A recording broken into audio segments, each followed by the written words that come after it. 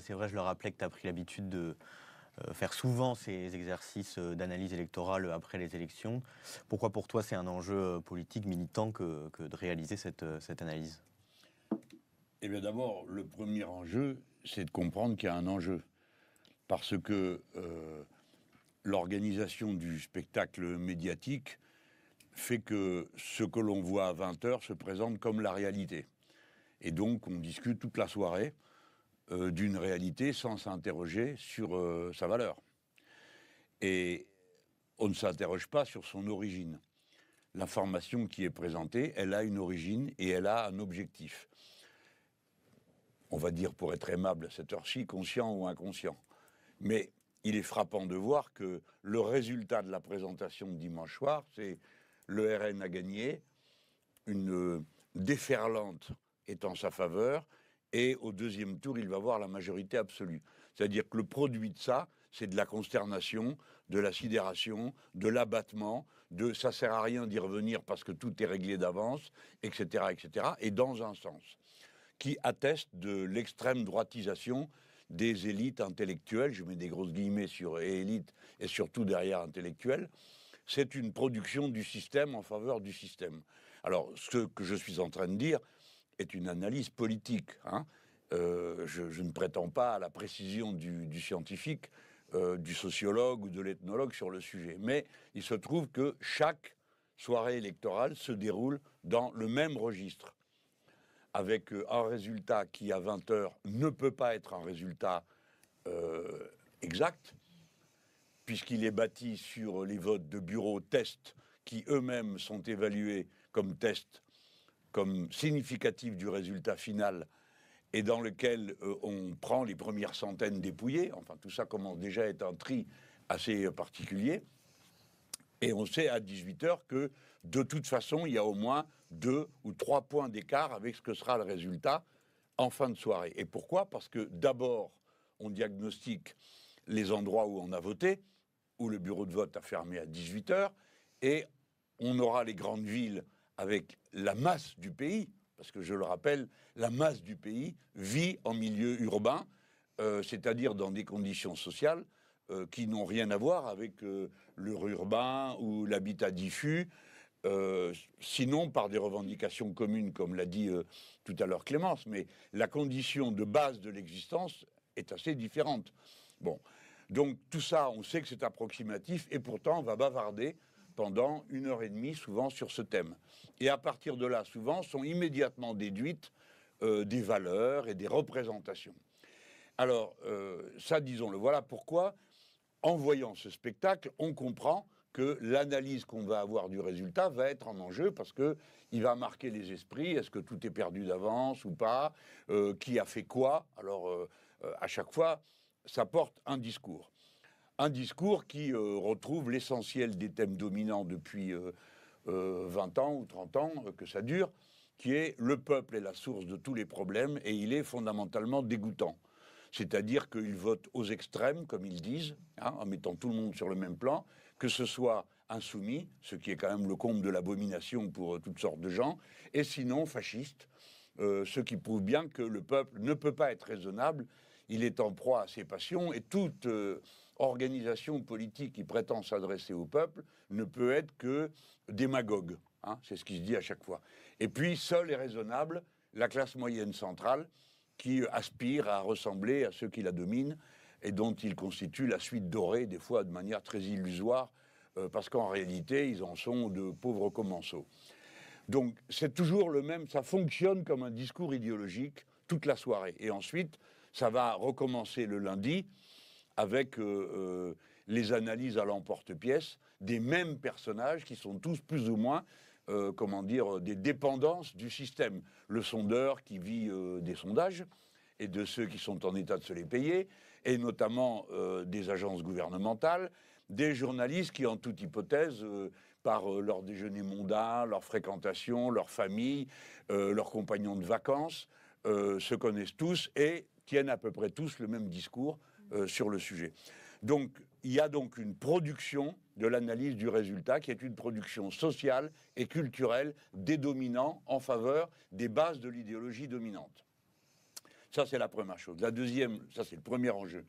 Le deuxième enjeu, c'est donc bien d'arriver à porter une analyse qui ne s'arrête pas aux avatars politiciens et encore plus au délire de la soirée électorale.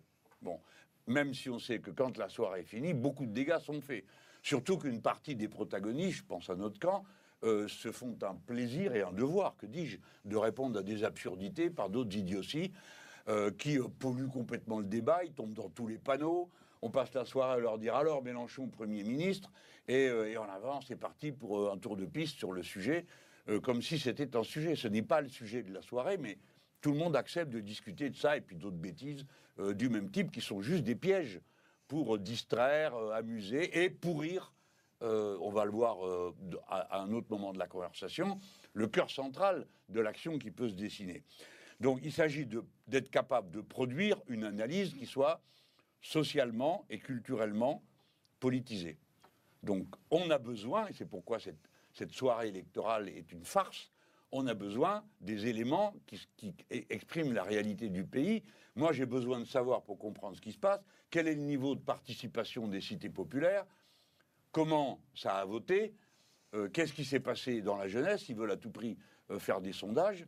On en a besoin pour fonder l'analyse de la suite. Car à la sortie de la soirée, vous avez 24 heures pour aller déposer vos candidatures ou 48 heures. On a besoin immédiatement des éléments qui nous permettent de comprendre. Donc, alors, il vaut mieux avoir un peu préfiguré tout ça. C'est pourquoi Clémence a eu raison de rappeler qu'il vaut mieux pas attendre la soirée électorale pour réfléchir à ce qui se passe dans le pays. Or, souvent, on a l'impression d'avoir des gens qui viennent de sortir de l'œuf. Alors, comme on le voit, il parle du résultat de l'élection, là, celle qui a lieu, mais il n'y a pas eu d'élection européenne. Il ne s'est rien passé, rien en tout cas qui vaille la peine d'être mentionné. Et dans l'élection législative précédente ou dans l'élection présidentielle précédente, on ne sait rien des évolutions sociales qui ont pourtant été remarquées et remarquables. Et dernier élément, c'est que tout ça va nous servir à fonder une stratégie lucide. Car si on écoute la soirée électorale, il n'y a qu'un enjeu. C'est précisément les débris du centre qui viennent de s'effondrer. Pourquoi s'est-il effondré ? On ne sait pas, on ne le saura jamais. Pourquoi le macronisme a-t-il été rayé de la carte ? La soirée n'en aura pas parlé. Alors, pour terminer et donner une image, on voit l'importance des cadres qu'on donne pour penser. Et par exemple, l'analyse de Stefano Palombarini, que nous avons repris à notre compte, qui part de 3 blocs, et nous on considère l'importance du bloc, c'est pas son sujet à lui, comme sociologue ou comme penseur, mais pour nous qui sommes dans l'action, ici il y a 3 blocs, qui va se remplumer sur le dos de qui ? Il est clair que la droite, l'extrême droite va se remplumer en absorbant la droite et le centre, et que nous, il n'y a rien à prendre au centre et à droite, ni à l'extrême droite, et nous allons prendre dans les abstentionnistes, parce que précisément, ce sont les bases populaires qui ont le plus grand intérêt à notre programme politique. Moi, je doute que, quelque électeur que ce soit du Rassemblement national éprouve de l'intérêt pour, y compris ceux qui ne croient pas, les thèses sociales que nous développons, parce que leur mobile est une vision raciale de la question sociale, et pas une vision sociale des questions racisées. Je prends cet exemple parce que ça va déterminer des types de comportements complètement différents. Vous avez ceux qui pensent que le peuple est infâme et votant à l'extrême droite. Donc, qu'est-ce qu'il faut faire ? C'est briser la glace avec l'extrême droite pour que le pauvre peuple, qui par erreur et par distraction vote mal, se mette à réécouter les personnalités sympathiques de la gauche. De la gauche populaire, évidemment, la gauche camembert, etc. On connaît toutes ces images. Et à l'inverse, la bonne société va se dire que, de toute façon, tout ça étant un ramassis dégoûtant, la seule manière d'en venir à bout, c'est que les gens convenables, ceux du cercle de la raison, ceux qui sont quand même qui comprennent les problèmes et le caractère inéluctable de la dette, de je sais pas quoi et toutes ces fadaises, se regroupent ensemble pour montrer ce qu'il faut faire pour l'intérêt du pays. Et donc ceux-là vont passer leur soirée évidemment, et la suite des événements, aller faire la danse du ventre aux classes moyennes et commettre l'erreur qu'on a vue, c'est qu'au lieu d'endosser la responsabilité de convaincre ces catégories, je dirais pas la classe moyenne, de l'intérêt d'un programme, ils vont, comme exactement le parallèle exact de ceux qui vont faire la gauche camembert pour plaire soi-disant au peuple, eh ben, ils vont faire la même chose avec les classes moyennes, c'est-à-dire qu'ils vont reprendre leur fantasme. Et le fantasme numéro 1 a été instillé par les macronistes et par ceux qui ont voulu faire ce fameux cercle de la raison, avec d'un côté les fréquentables, de l'autre les infréquentables. Ils vont passer la soirée à expliquer que je ne peux pas être Premier ministre, qu'il faut baisser le ton, que ceci et que cela, et qu'il faut être plus poli, plus propre, plus cravaté, plus je ne sais quoi. Et en fait, pour briser la glace avec ces gens qui, par erreur, et contre leur propre volonté, si la gauche n'était pas si dégoûtante, se retrouvent à voter des lois ineptes et racistes comme la loi sur le séparatisme, sur l'immigration, qui, toutes choses bien pesées, comprennent que, bon, d'accord, Pétain était un traître à la patrie et un antisémite, mais quand même un grand stratège. Quant à Maurras, bien sûr, il était antisémite et il voulait exterminer jusqu'aux enfants, mais quand même, c'est un brillant esprit de la littérature, c'est-à-dire du macronisme quasi pur sucre, qui est du préjugé petit bourgeois. Bon, voilà. Et ça, c'est pourquoi on a besoin d'une analyse qui remette la tête au carré à tout le monde, à dire qui vote quoi, pourquoi faire. Car les gens, et c'est là qu'on rejoint le sociologue, c'est que les gens votent parce qu'ils ont des raisons de le faire, et pas pour se distraire ou pour s'amuser. Et comme ils ont des raisons de le faire, ce qui nous intéresse, c'est de savoir lesquelles. De même qu'on s'est interrogé sur quelles raisons ils avaient de ne plus voter, ça on a fait le tour de la question, je crois. Maintenant, la question qui se pose, c'est quelles raisons ont-ils de voter? Et quand nous, on dit que d'une élection à l'autre, aux européennes, nous ramenons 1 million de voix, tandis que la gauche centriste en perd 440 000, cette vérité qui quand même saute aux yeux de personnes et ne se traduit par aucune réalité dans les stratégies que les uns et les autres définissent. Voilà pourquoi l'enjeu numéro 1 de l'élection, c'est le retour au réel. Alors Yann, justement, tu es spécialiste de sociologie des électorats.